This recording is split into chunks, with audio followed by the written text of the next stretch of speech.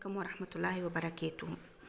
يقول القائل كي راهو الصحين المشخشخ هذا والمكونات هذوما زعما شنو باش تكون الدبارة هي كفتاجي تونسي على سن ورمح كما يقولوا فيها. كما نراو المكونات: قصة الطماطم، قصة البطاطا كاريات جيدة، كل شيء نقصه انا من الاول باش يبدا لي حاضر ساهل. القرع اللي هو الاساس متاع الكفتاجي، اسكالوب كما تنجم تعوضه بالكبده.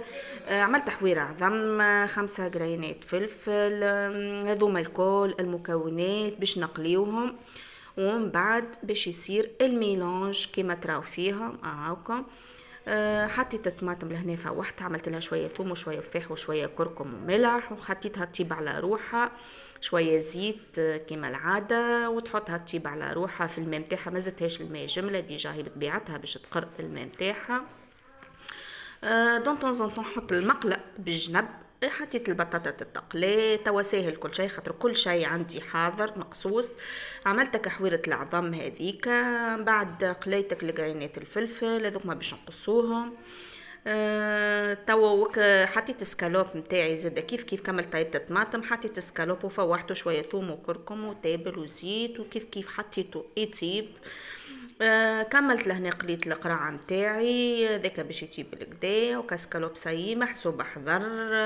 ساهله حاسيلو كي تقصهم الكل من الاول ساهلين. توا كلهم حاضرين. كملت قصيت الفلفل وقصيت هكا العظيمات، سكالوب، الطماطم، الفلفل، البطاطا، القرع، الكل مع بعضهم حطيناهم في بول مع بعضهم. وتوا باش نعملوا الميلانج نتاعنا باش نخلطوهم. اللي يحب يفوحهم بحاجه اخرى، واللي يحب انا زدتهم شويه زيت زيتونه.